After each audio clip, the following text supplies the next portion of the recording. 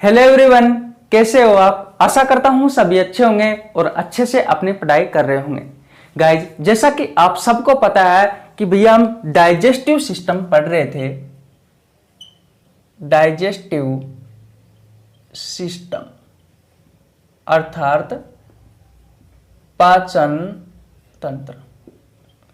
और पाचन तंत्र में साथियों लास्ट क्लास में हमने पढ़ा था भैया माउथ के बारे में। किसके बारे में? माउथ के बारे में। आपको मैंने बताया था कि साथियों माउथ में यानी कि मुंह में साथियों 3 चीजों के बारे में पढ़ते हैं, जैसे कि नंबर 1 टीथ के बारे में, नंबर 2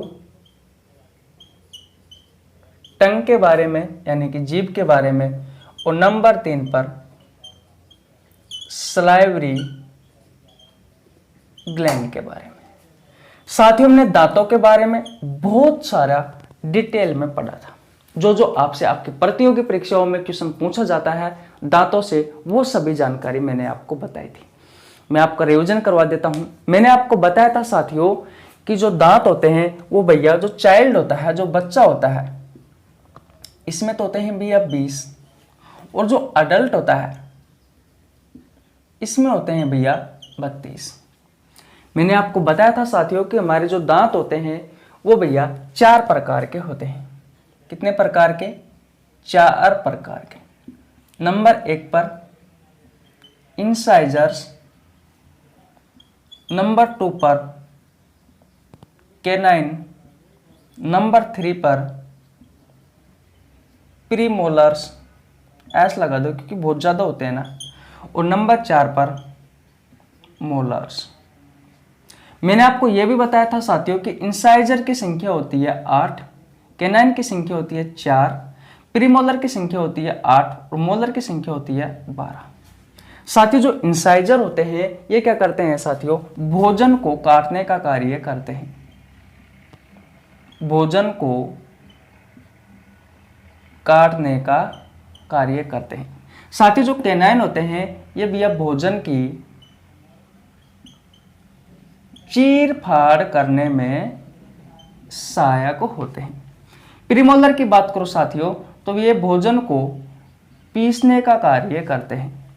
मोलर की बात करूं ये भैया भोजन को पीसने के साथ में मिलाने में सहायक होते हैं। किसके साथ? तो भैया लार के साथ।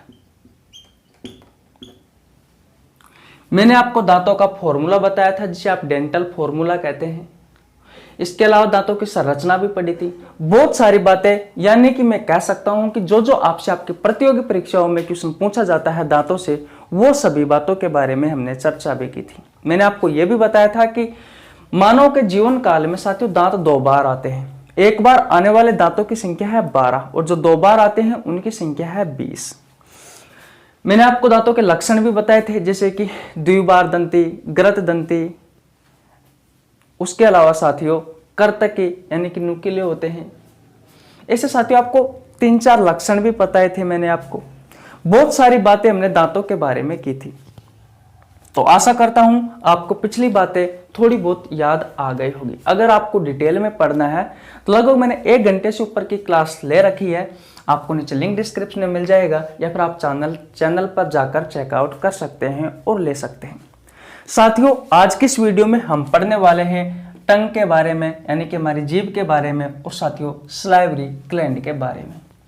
तो अगर आपने इन बातों का स्क्रीनशॉट लेना है आपको, या स्क्रीनशॉट नहीं लिया है तो ले लीजिए। फिर साथियों हम हेडिंग लगाते हैं टंग के बारे में यानी कि हमारी जीभ के बारे में। साथियों सबसे पहले हम बात करते हैं कि ये जो हमारी जीभ है, ये जीभ भैया, इस जीभ को हम पाचन तंत्र में क्यों पढ़ते हैं? ऐसा क्या है? जैसा कि मैंने आपको दांतों के बारे में बताया था कि दांतों को भैया हम पाचन तंत्र में क्यों पढ़ते हैं, ठीक इसी प्रकार साथियों हम जीभ के बारे में देखेंगे कि भैया जो जीभ होती है, इस जीभ के बारे में साथियों हम पाचन तंत्र में क्यों पढ़ते हैं। जीभ का ऐसा क्या कार्य है साथियों, क्या हेल्प करती है भैया ये पाचन में? साथियों मैं कह सकता हूं कि ये मुंह की सफाई करने में भी सहायक होती है, भोजन को निगलने में भी सहायक होती है हमारी जीभ, हमारे शरीर के ताप नियमन में भी सहायक होती है हमारी जीभ। तो कहीं ना कहीं साथियों भोजन को निगलने में सहायक होती है। अगर जीभ नहीं होती साथियों तो हमारा जो भोजन है भैया, वो भैया दांत तो इसे छोटे छोटे टुकड़ों में तोड़ तो देता, लेकिन हमारी भोजन नली तक यानी कि हमारे पेट तक, हमारी आंतों तक कौन पहुंचाता? जीभ ही तो पहुंचाती है। जीभ साथियों भोजन को निकलने में सहायक होती है। इसलिए भैया हम जीभ के बारे में पाचन तंत्र में पढ़ते हैं, ना कि श्वसन तंत्र, ना कि उत्सर्जन तंत्र। और भी बहुत सारे तंत्र है, और भी बहुत सारे सिस्टम है, उनमें पढ़ते हैं। तो अब आपको हेडिंग क्या लगानी है साथियों? टंग, यानी कि जीभ। बहुत अच्छे से समझना, बहुत अच्छी अच्छी बातें बताऊंगा जो आपके दैनिक जीवन में भी काम आएगी और साथ ही साथ में आपकी प्रतियोगी परीक्षाओं में भी काम आएगी। देखिए भैया, सबसे पहली बात की जाए साथियों तो ये एक मस्कुलर ऑर्गन है। मस्कुलर ऑर्गन है। मस्कुलर ऑर्गन का मतलब क्या है साथियों? कि यह एक मांसपेशीय अंग है।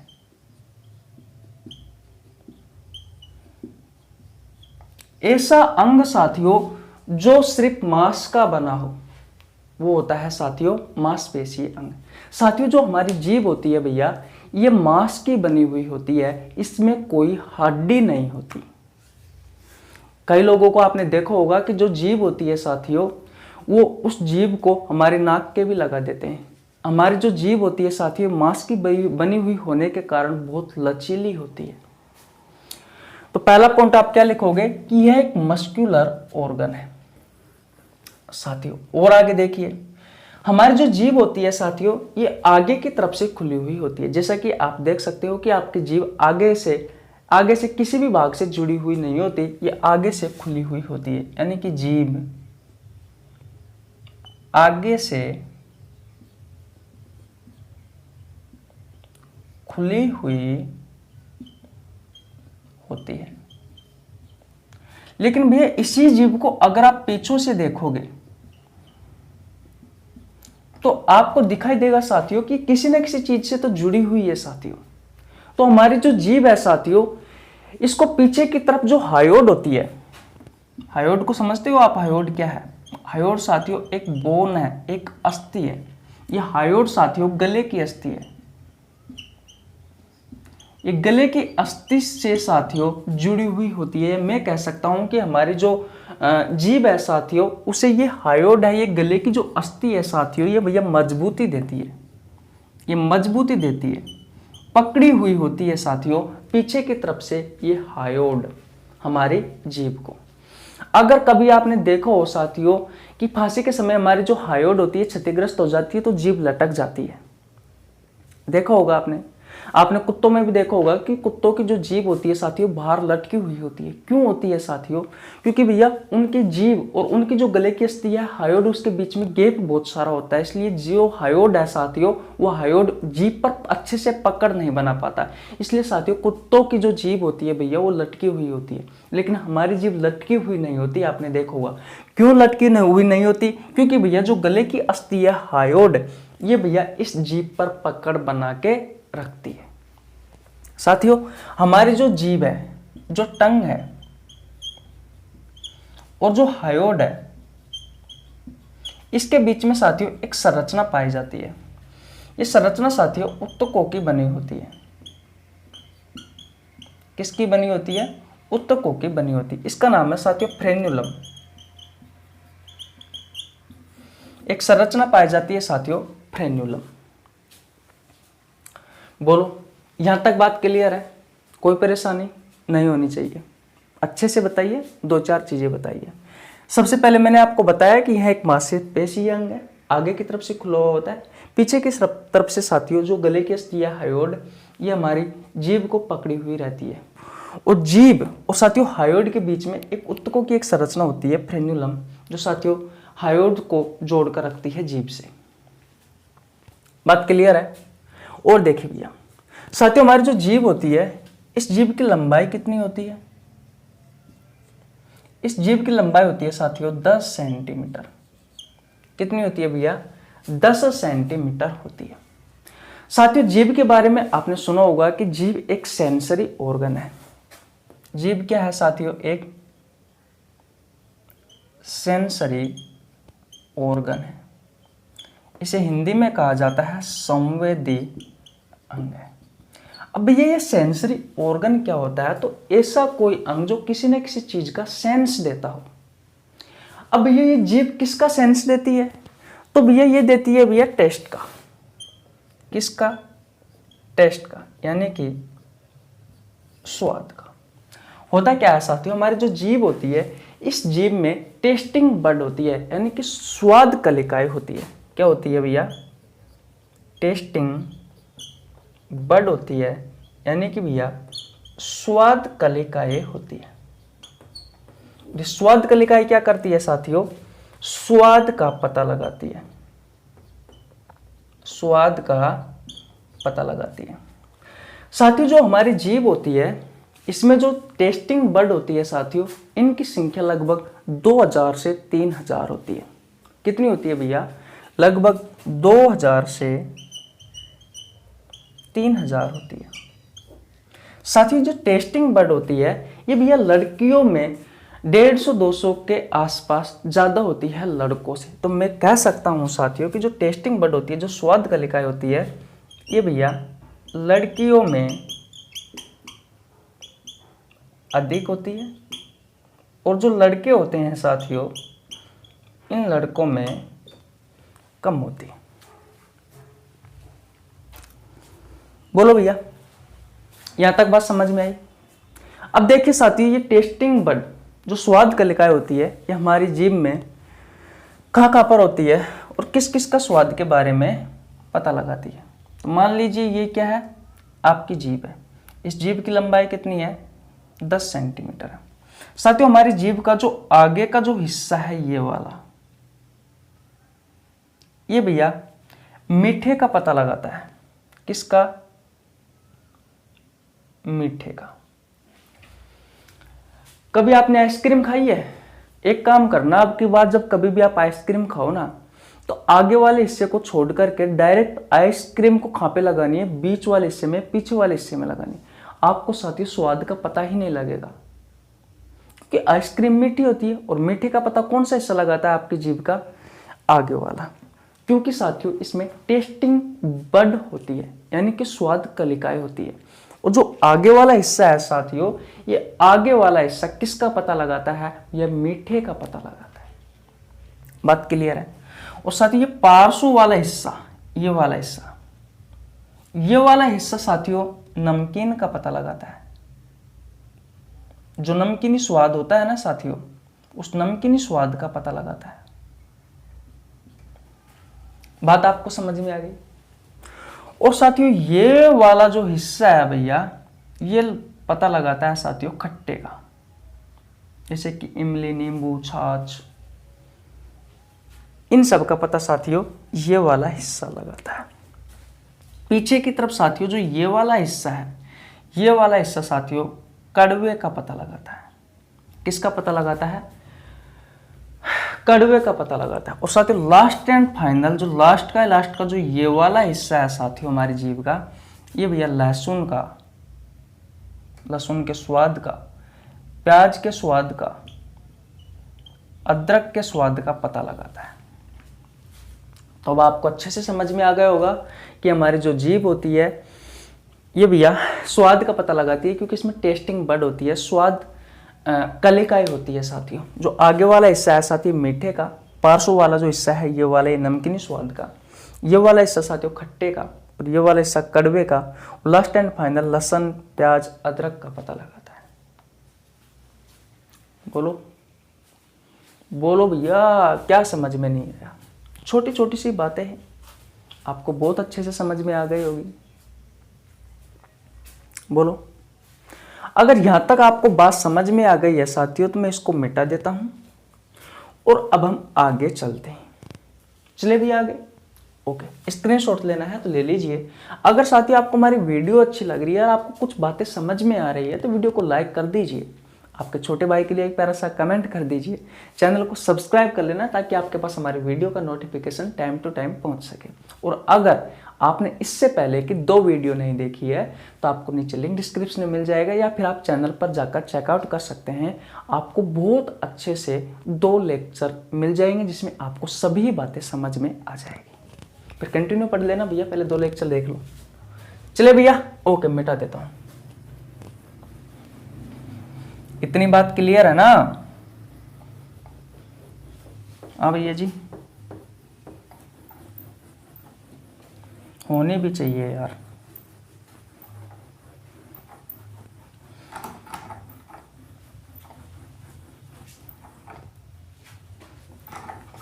साथियों, मैंने बायोलॉजी के बहुत सारे चैप्टर अच्छे कंटेंट के साथ अपलोड कर रखे हैं चैनल पर। आप प्लेलिस्ट में जाकर देख सकते हो, आपको प्लेलिस्ट में बहुत सारे चैप्टर मिल जाएंगे। और एमसीक्यू सीरीज भी करवा रखी है, अगर आपको देखनी है तो चेकआउट कर लेना। ठीक है भाई, देखिए भैया आगे देखते हैं। हमारी जो जीभ होती है साथियों, जब आप इस जीभ को साफ करते हो तो आपको दिखाई देता है साथियों कि हमारी जीभ के ऊपर कुछ उभरी हुई संरचना पाई जाती है। उभरी हुई संरचना, उभरी हुई संरचना कुछ इस तरीके से बहुत सारी पाई जाती है। इन्हें कहा जाता है साथियों पेपली, और हिंदी में इसे लिखा जाता है पेपिला। सॉरी, हिंदी में क्या लिखा जाता है? इसे पेपिला लिखा जाता है भैया। अब आप जो टेस्टिंग बड है साथियों, उसको मत समझ लेना। ये जो पेपिला होती है, इस पेपिला के जस्ट नीचे की तरफ पाई जाती है साथियों वो टेस्टिंग बड, स्वाद कलिकाएं। ये अलग होती है साथियों। ये 4 प्रकार की होती है। कितने प्रकार की होती है? 4 प्रकार की होती है। सबसे पहले देख लीजिए कौन कौन सी है। नंबर 1 पर बात करें तो फिल्लीफॉर्म पेपली,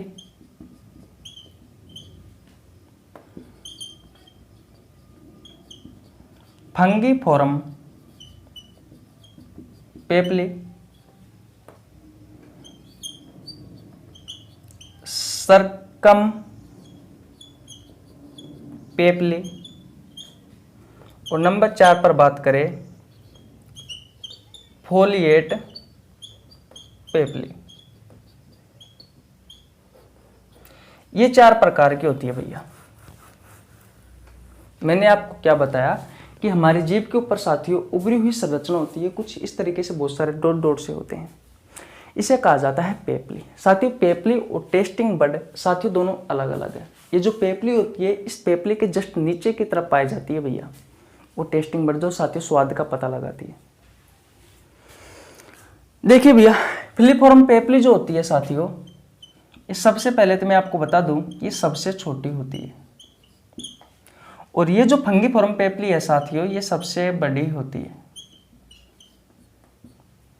अगर आपसे क्वेश्चन पूछा जाए कि पेपली में सबसे बड़ी पेपली कौन सी है, तो भैया फंगीफॉर्म है। सबसे छोटी कौन सी है, तो फिलीफॉर्म पेपली है। साथियों जो फिलीफॉर्म पेपली है भैया, इसके नीचे साथियों टेस्टिंग बड नहीं होती। मैं लिख देता हूं, इसके नीचे जो स्वाद कलिकाएं होती है साथियों, ये स्वाद कलिकाएं नहीं होती। लेकिन ये जो तीनों हैं साथियों, इन तीनों के नीचे ये जो स्वाद कलिकाएं होती है, ये स्वाद कलिकाएं पाई जाती है। मैंने आपसे कहा कि भैया सबसे छोटी जो पेपली है वो ये है फिलीफॉर्म पेपली। सबसे बड़ी कौन सी है, फंगीफॉर्म पेपली। साथियों जो फिलीफॉर्म पेपली है, इसके नीचे स्वाद कलिकाएं नहीं पाई जाती, ये कहाँ उपस्थित होती है अभी बताने वाला हूं। और साथियों ये जो तीनों है, इन तीनों के नीचे साथियों स्वाद कलिकाएं पाई जाती है। यहां तक बात क्लियर है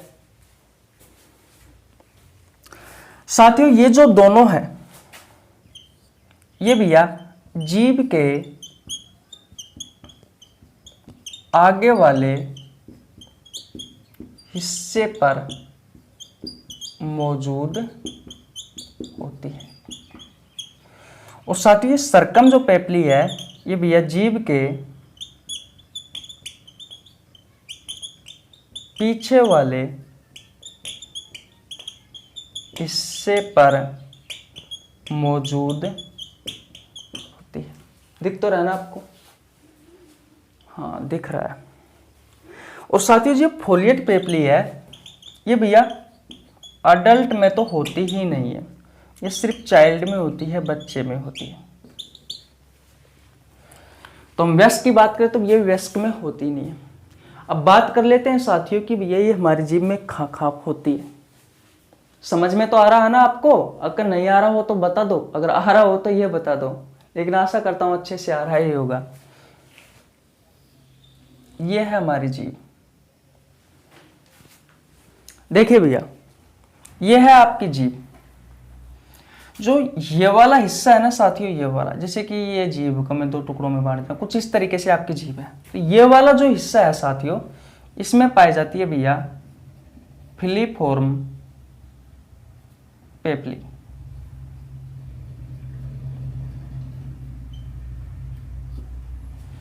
और इस वाले हिस्से में पाई जाती है साथियों फंगीफोर्म पेपली।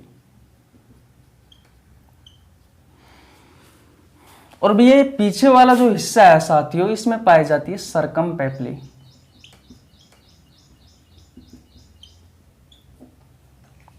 और भैया ये जो फोलिएट पेपली है भैया, ये एडल्ट वयस्क में नहीं होती, ये वयस्क में होती ही नहीं है।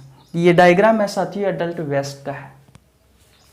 बोलो क्या समझ में नहीं आया आपको? बट इस बात का ध्यान रखना साथियों कि जो टेस्टिंग बड होती है, यानी कि जो स्वाद कलिकाएं होती है, और जो पेपली होती है, ये दोनों अलग अलग होती है। पेपली के जस्ट नीचे की तरफ साथियों ये टेस्टिंग बड होती है, स्वाद कलिकाएं होती है। मैंने आपको बताया कि आगे वाला जो हिस्सा है साथियों, वो मीठे का ज्ञान करवाता है स्वाद कलिकाओं में। पार्श्व वाला हिस्सा नमकीनी स्वाद का, बीच वाला हिस्सा साथियों खट्टे का, लास्ट वाला हिस्सा साथियों कड़वे का, और लास्ट में साथियों जो लहसुन होता है, जो प्याज होता है, जो अदरक होता है, उसका ज्ञान करवाता है। पेपली भी 4 प्रकार की है साथियों, उभरी हुई संरचना है साथियों पेपली कहलाती है।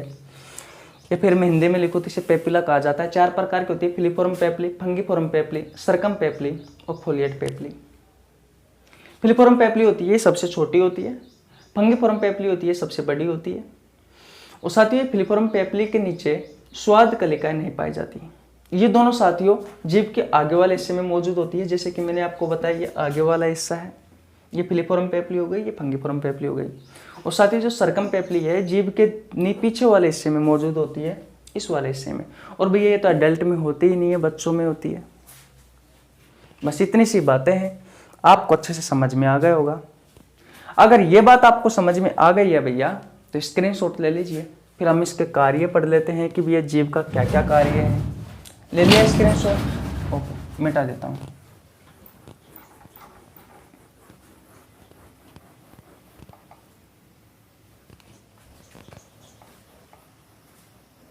गेट लगा।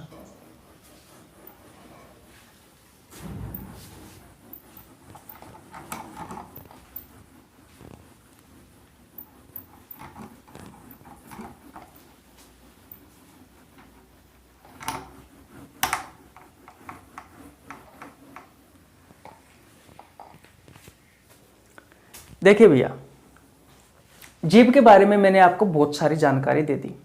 अब लास्ट एंड फाइनल हम बात करते हैं इसके कार्य की, कि भैया जीभ का कार्य क्या होता है।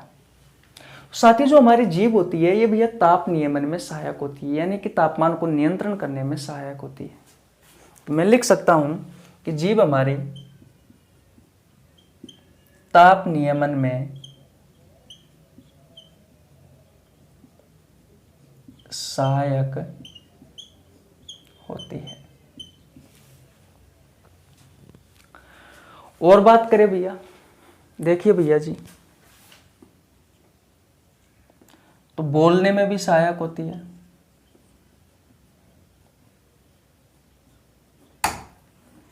बोलने में भी सहायक होती है। श्वसन तंत्र में मैंने आपको बताया था साथियों कि लेरिक्स होता है, LARYNX, इसे साउंड बॉक्स या फिर वॉइस बॉक्स कहा जाता है। ये हमारी भाई साहब श्वास नली थी। इस श्वास नली के जस्ट ऊपर की तरफ एक बॉक्सा पाया गया था साथियों, उसे बोला गया था लेरिक्स। मैंने आपको श्वसन तंत्र में पढ़ाया था।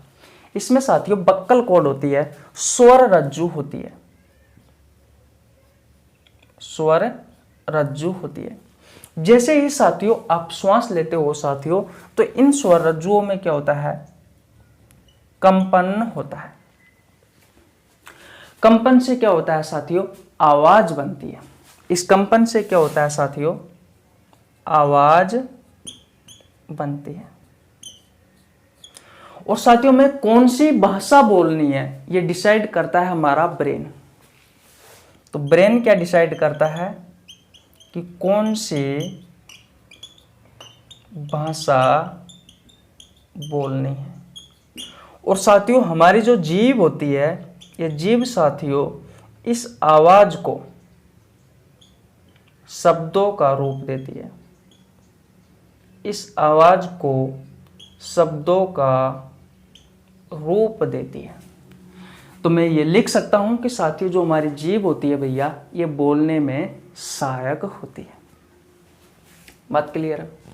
अगला पॉइंट में क्या लिख सकता हूं साथियों, अगला पॉइंट में ये भी लिख सकता हूं कि भैया मुंह की सफाई करने में सहायक होती है। हाँ बिल्कुल, हमारे दांतों में या फिर हमारे मुंह में अगर साथियों भोजन चिपक जाता है साथियों, तो ये सफाई करने में सहायक होती है। तो मुख की सफाई करने में सहायक होती है। चौथी बात, भोजन को निगलने में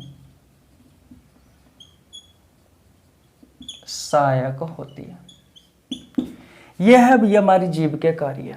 नंबर 1 पर ताप नियमन में सहायक होती है, नंबर 2 पर बोलने में सहायक होती है जैसा कि मैंने आपको बताया, नंबर 3 पर साथियों मुंह की सफाई करने में सहायक होती है, और नंबर 4 पर बात करें साथियों तो भोजन को निगलने में सहायक होती है।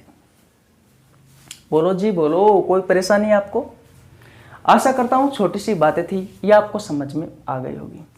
अब साथियों जीभ के बारे में हमने पूर्ण रूप से पढ़ लिया है। अब जीभ से कोई सी भी एग्जाम दे लेना, एक भी क्वेश्चन आपका बाहर नहीं जाएगा जो मैंने आपको पढ़ाया है उसमें से। साथियों मैंने आपको बिल्कुल जीभ को 0 लेवल से उठाया था, और साथियों मैंने आपको बिल्कुल हाई लेवल तक पढ़ाया था। रेलवे एसएससी में तो साथियों ये जो मैंने आपको ये पेपिला पढ़ाई थी, इस पेपिला से क्वेश्चन ही नहीं पूछे जाते। बहुत अच्छे लेवल तक लेकर गया हूं साथियों। अगर आपको फिर भी पसंद नहीं आता पढ़ाना तो फिर आपकी मर्जी। अब हम पढ़ेंगे साथियों सलाइवरी ग्लैंड्स के बारे में।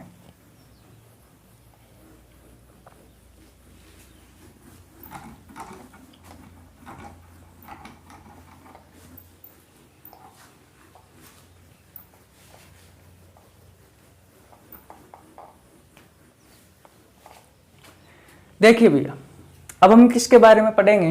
अब हम पढ़ेंगे सलाइवरी ग्लैंड्स के बारे में। बहुत अच्छे से समझना, अच्छे अच्छे क्वेश्चन निकल कर आते हैं यहां से। सलाइवरी ग्लैंड्स अर्थात लारिये ग्रंथि। साथियों सबसे पहले आपके प्रतियोगी परीक्षाओं में इस जगह से ये क्वेश्चन पूछा जाता है साथियों कि जो सलाइवरी ग्लैंड्स होती है ये कहाँ पर होती है। तो देखिए भैया कहाँ पर होती है ये साथियों हमारे माउथ में होती है, यानी कि मुंह में होती है। ऑप्शन में क्या क्या आ सकता है वो भी देख लीजिए। कहाँ पर उपस्थित होती है साथियों? ये माउथ में उपस्थित होती है, यानी कि मुंह में उपस्थित होती है। साथियों माउथ कैविटी आपके ऑप्शन में आ सकता है, बक्कल कैविटी आपके ऑप्शन में आ सकता है, और ओरल कैविटी आपके ऑप्शन में आ सकता है। चारों में से कोई सा भी ऑप्शन आ जाए साथियों, आपको राइट आंसर करके आना है। हमारी सलाइवरी ग्लैंड्स कहाँ उपस्थित होती है? माउथ यानी मुंह में। और क्या क्या हो सकता है? माउथ कैविटी हो सकता है, बक्कल कैविटी हो सकता है, ओरल कैविटी हो सकता है। बात क्लियर है? इतनी बात आपको समझ में आ गई। अब आगे बात करते हैं साथियों। ये जो सलाइवरी ग्लैंड्स होती है ये भैया पेयर्स में होती है। पेयर्स का मतलब समझते हो आप? जोड़े में होती है। कितनी जोड़ी होती है? तो भैया 3 पेयर होती है, यानी कि 3 जोड़ी होती है। नंबर में बात करें साथियों तो कितनी होती है, तो भैया नंबर में होती है ये 6। अब सबसे पहले हम बात करते हैं कि भैया कौन कौन से सलाइवरी ग्लैंड्स हैं। तो देखिए भैया, नंबर 1 पर पैरोटिड। Parotid salivary glands. दूसरी की बात करूं साथियों मैं, तो सबलिंगुअल सलाइवरी ग्लैंड्स। और नंबर 3 पर बात करूं साथियों मैं आपसे, तो भैया नंबर 3 पर आता है सबमैंडिबुलर सलाइवरी ग्लैंड्स। ये नाम याद रख लेना भैया। ये है भैया आपके सलाइवरी ग्लैंड्स। ये जोड़े में होती है, एक जोड़ी तो ये होती है,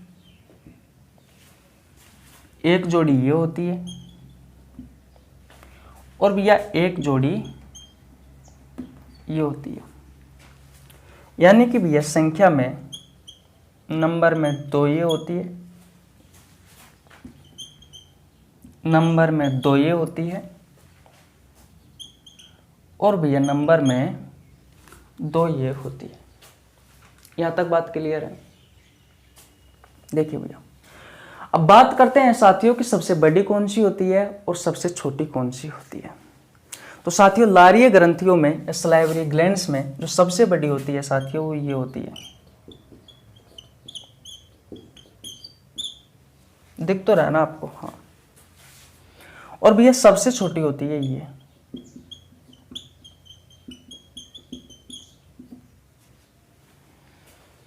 बात क्लियर है।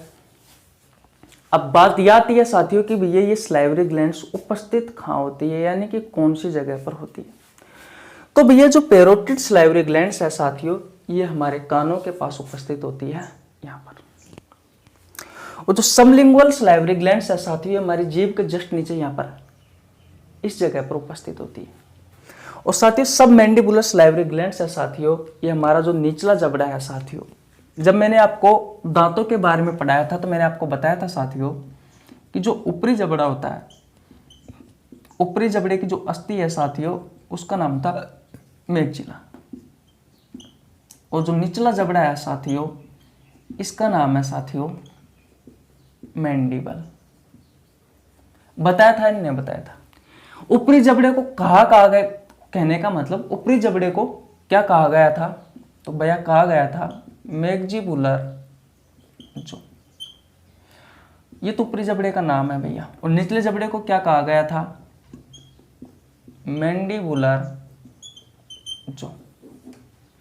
तो हमारे ये जो निचला जबड़ा है साथियों, इस निचले जबड़े में यहां पर इस जगह पर साथियों ये सब मैंडिबुलर सलाइवरी ग्लैंड्स होती है। तो मैं लिख देता हूं, पैरोटिड सलाइवरी ग्लैंड्स होती है साथियों हमारे कान के पास। ये होती है साथियों जीभ के नीचे, और ये होती है साथियों निचले जबड़े के नीचे। यहां तक बात क्लियर है भैया। अब बात यह आती है साथियों कि भैया ये जो सलाइवरी ग्लैंड्स है, इनका कार्य क्या है, इनका फंक्शन क्या है। तो साथियों ये निर्माण करती है सलाइवा का, यानी कि लार का। ये तीनों ग्रंथियां कितना कितना करती है साथियों, तो सबसे अधिक ये करती है लगभग साथियों ये 70 से 75% साथियों लार का निर्माण करती है। यहां तक बात क्लियर है। और साथियों अगर मैं इन दोनों की बात करूं भैया, तो ये दोनों 25 से 30% ये दोनों मिलकर के लार का निर्माण करती है। अब ये साथियों लार क्या है, तो आपने नाम तो सुन रखा होगा। शायद ही कोई ऐसा व्यक्ति होगा जो इससे रूबरू ना हो, यानी कि सब इसके बारे में थोड़े बहुत जानते हैं। तो सबसे पहली बात तो ये आती है कि अगर आपने स्क्रीनशॉट नहीं लिया है तो भैया स्क्रीनशॉट ले लीजिए।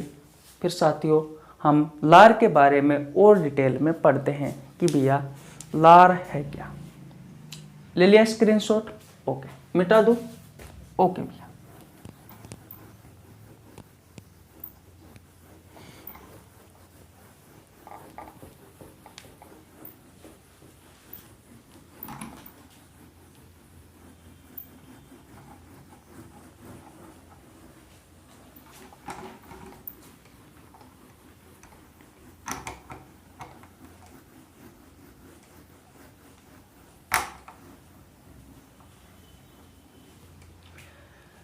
देखिए भैया जी, लार के बारे में पढ़ लेते हैं।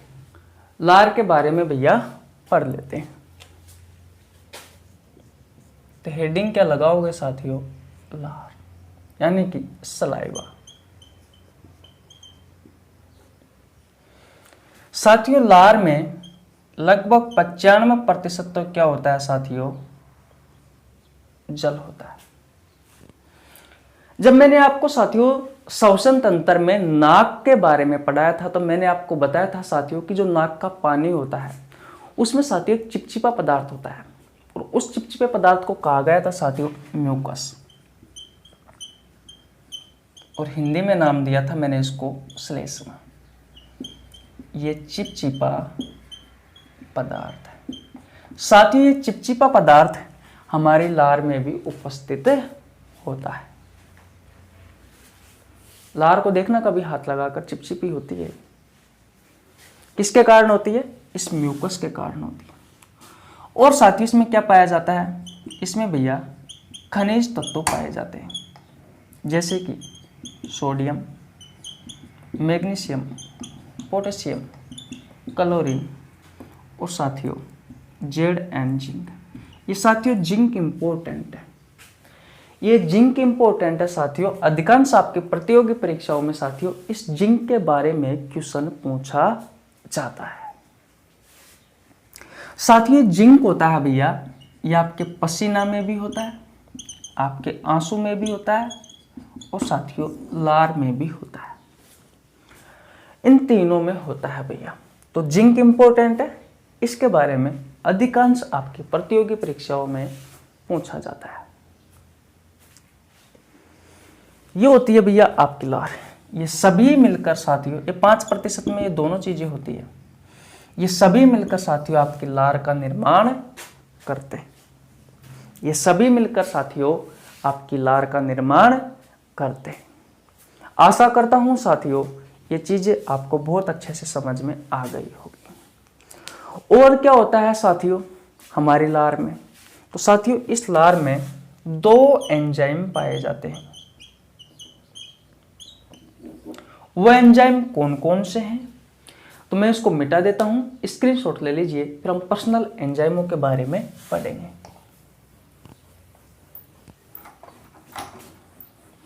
क्लास समझ में तो आ रही है ना मेरे भाई?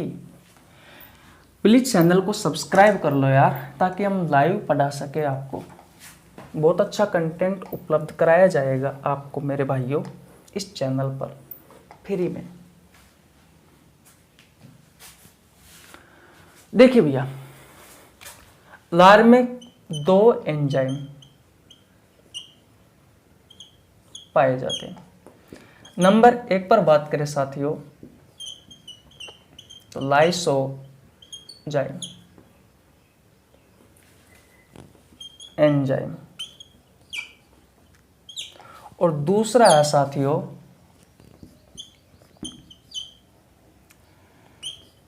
टाइलिन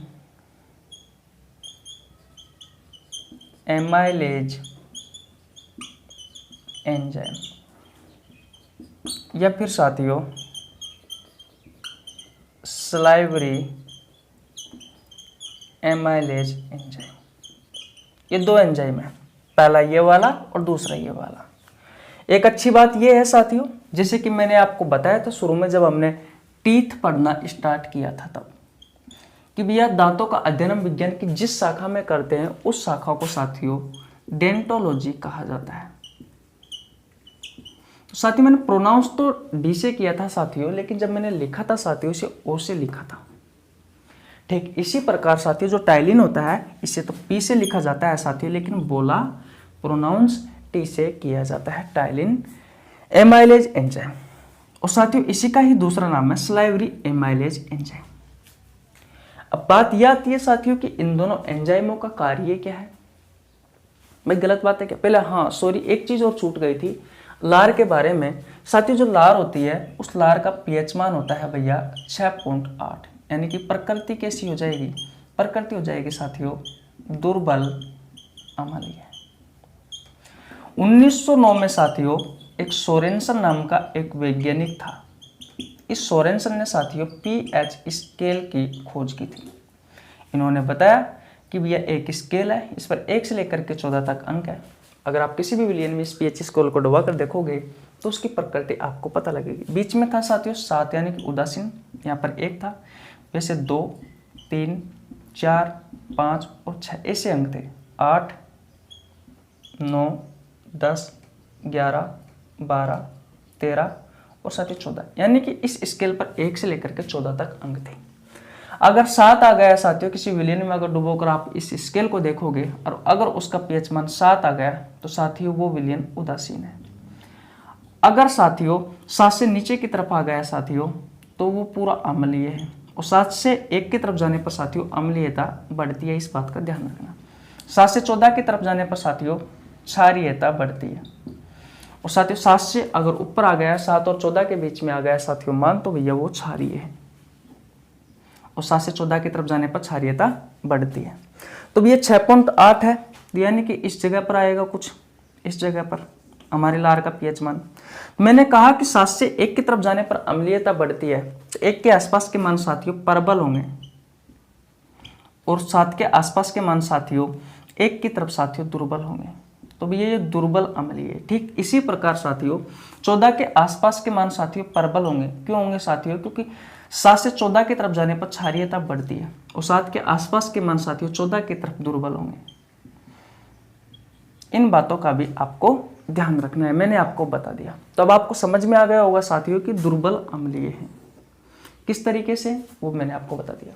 साथियों ब्लड का पीएच मान होता है 7.4। कितना होता है? 7.4। तो इसकी प्रकृति कैसी हो जाएगी साथियों? दुर्बल क्षारीय हो जाएगी, क्योंकि मैंने आपको बताया था साथियों कि 7 से 14 की तरफ जाने पर क्षारीयता बढ़ती है। 14 के आसपास के मान प्रबल होंगे, 7 के आसपास के मान 14 की तरफ वाले दुर्बल होंगे। तो साथियों क्षारीयता तो है, लेकिन भैया कैसी है? दुर्बल है। तो इस तरीके से साथियों प्रकृति निकाली जाती है अगर आपको पीएच का मान पता है तो। बात क्लियर है? तो ये भी लार में ऐड कर लेंगे। अब हम हमारे टॉपिक पर आते हैं। हाय राम, देखो भैया नंबर 1 पर है लाइसोजाइम एंजाइम।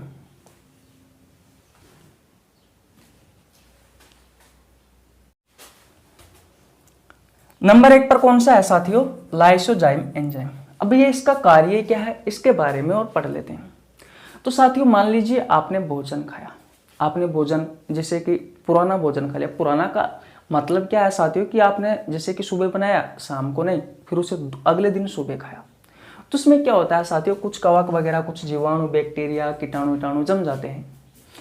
तो ये जो लाइसोजाइम जो एंजाइम होता है साथियों ये क्या करता है कि भोजन के साथ आने वाले जो कीटाणु होते हैं, उन कीटाणु और साथियों जो जीवाणु होते हैं उन्हें नष्ट करने का कार्य करता है, उन्हें नष्ट करने का कार्य करता है। ऐसी बात नहीं है साथियों कि भैया पूर्ण रूप से जो जीवाणु है उनको नष्ट कर देगा, नहीं साथियों, पूर्ण रूप से खत्म नहीं करता, लेकिन जो हल्के फुल्के जो नॉर्मल जीवाणु हैं जिनमें क्षमता कम है साथियों रोग करने की, उनको ये नष्ट कर देता है। नहीं तो टीबी है साथियों जीवाणु से होता है, वो रोग होता ही नहीं। गलत कह रहा हूं क्या? तो हल्का फुल्का साथियों जीवाणुओं को और कीटाणुओं को नष्ट करता है। कौन भैया? Lysozyme enzyme. हम ये इसके बारे में ये लिख सकते हैं कि भोजन के साथ आने वाले जो कीटाणु और जो जीवाणु होते हैं उन्हें साथियों ये नष्ट करने में सहायक होता है, लेकिन साथियों पूर्ण रूप से नहीं, अपूर्ण रूप से। अपूर्ण रूप से का मतलब समझ में आया? साथियों छोटे मोटे जीवाणुओं को नष्ट करने में सहायक होता है, जिनकी एनर्जी ज़्यादा रोग करने में नहीं होती उनको, तो आपको और बीमारी होती नहीं। जो जितने भी जीवाणु से संबंधित रोग है वो सभी। तो पहला आपको समझ में आया, लाइसोजाइम एंजाइम क्या करता है? भोजन के साथ आने वाले कीटाणु और जीवाणुओं को नष्ट करने का कार्य करता है, लेकिन अपूर्ण रूप से। अब बात आती है साथियों टाइलिन एमाइलेज एंजाइम की या सलाइवरी एमाइलेज एंजाइम की।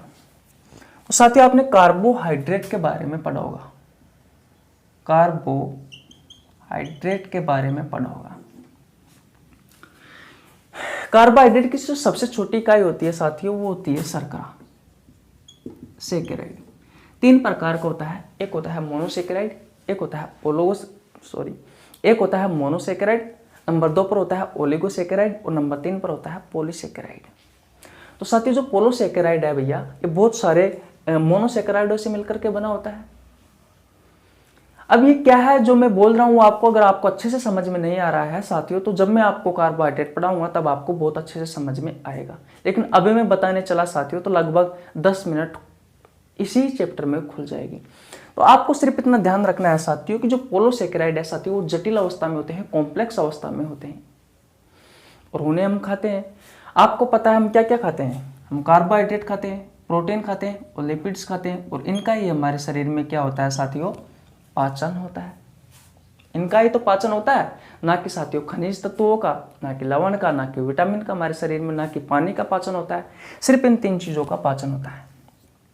तो मेरा कहने का मतलब यह है साथियों कि कार्बोहाइड्रेट है ये किस किस से प्राप्त होता है? तो भैया रोटी से, स्रोत है इस कार्बोहाइड्रेट के, चावल से, मक्का से, सब्जी से, फल से, शहद से, गुड़ से, चीनी से, मिठाइयों से, इन सभी में क्या होता है साथियों? कार्बोहाइड्रेट होता है। तो मुख्यतः हम साथियों कार्बोहाइड्रेट को किसकी फॉर्म में खाते हैं भैया? स्टार्च की फॉर्म में खाते हैं। मैं यहाँ पे लिख देता हूँ, किसकी फॉर्म में खाते हैं? स्टार्च की फॉर्म में खाते हैं। अब साथियों ये जो स्टार्च है ये एक प्रकार का पोलोसेकेराइड कार्बोहाइड्रेट है, यानी कि कॉम्प्लेक्स कार्बोहाइड्रेट है। और साथियों जो पाचन की परिभाषा है वो यही है साथियों कि भोजन के बड़े बड़े अणुओं को, बड़े बड़े पोषक पदार्थों को विभिन्न रासायनिक अभिक्रिया में एंजाइमों की सहायता से, साथियों एंजाइमों की सहायता से, शब्दों पर गौर करना, एंजाइमों की सहायता से छोटे छोटे अणुओं में तोड़ना ही पाचन कहलाता है।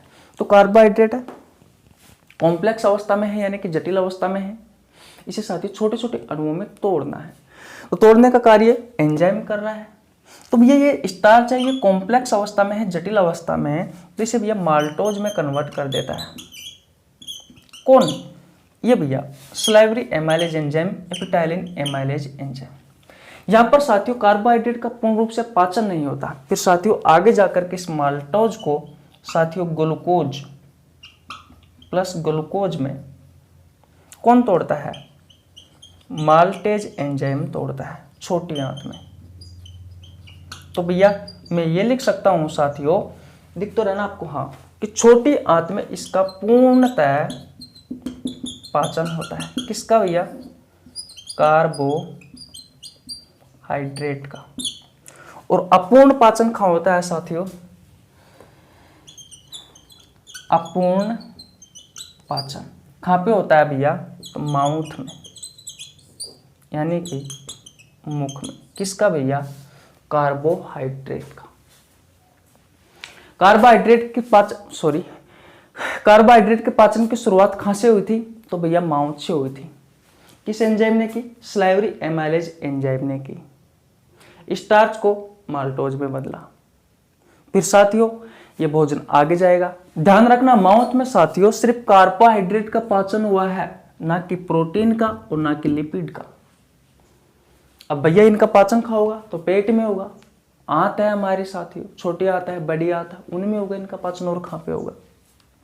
सिर्फ या तो कार्बोहाइड्रेट का पाचन हुआ है, और पाचन भी साथियों पूर्ण रूप से नहीं हुआ है, अपूर्ण रूप से हुआ है। अपूर्ण रूप का मतलब है साथियों कि भी आगे जाके भी ये माल्टोज टूटेगा।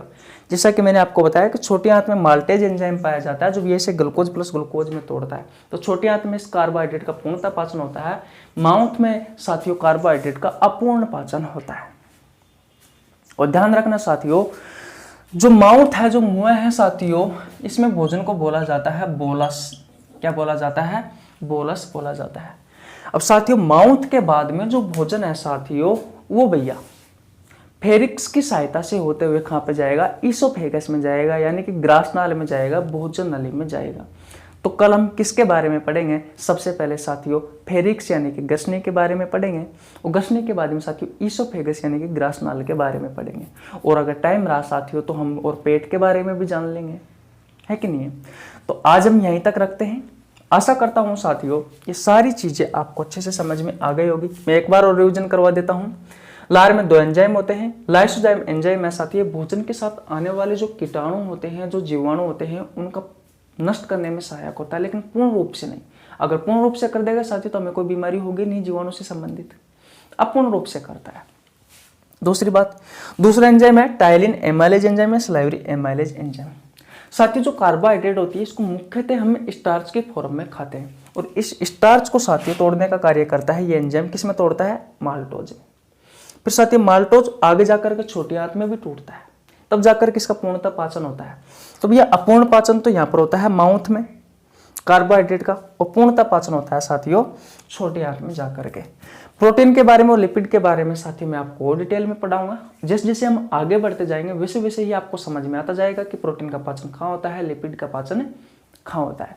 फिलहाल साथियों ये सारी चीजें आपको समझ में आ गई होगी अच्छे से। मैंने आपको ये भी बताया था कि जो मुंह में जो भोजन होता है साथियों उसे बोलस बोला जाता है। तो बोलो आज यहीं तक रखे?